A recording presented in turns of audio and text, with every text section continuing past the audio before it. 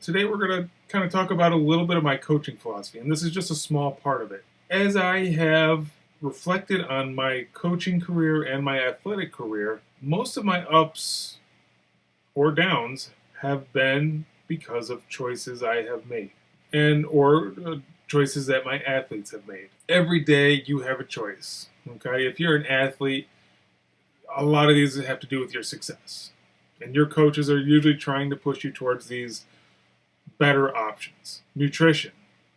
Sometimes it's just eating enough, and I'm not going to focus on eating fruits and vegetables. Just make sure you're eating enough. But that's a huge one. Training hard, going through the motions, practicing with intent. All of that kind of falls into training. Coaching. How you receive coaching. Are you open to it? Asking questions.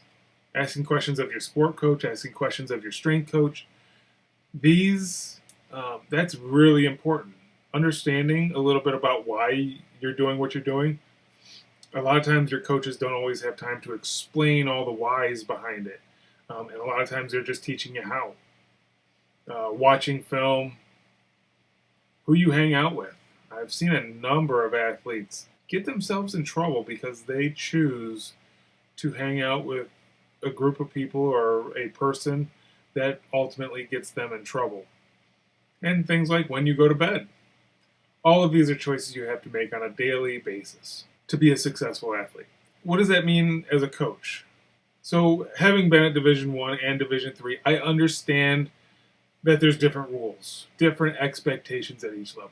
So this is going to be specific to my situation. But what I do is I try to make sure my athletes have the best options that are available to them in our situation.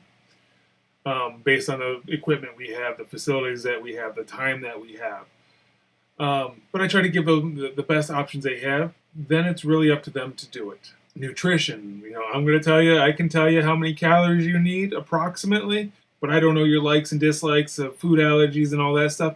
But I'm going to point you in the right direction and say this is a sample diet of this many calories.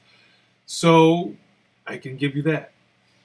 I can tell you when to go to bed. I can sit down and make your schedule with you and help you understand how to manage your time. But really, it comes down to the athlete's choices. All right? Are you going to listen to Coach Nate?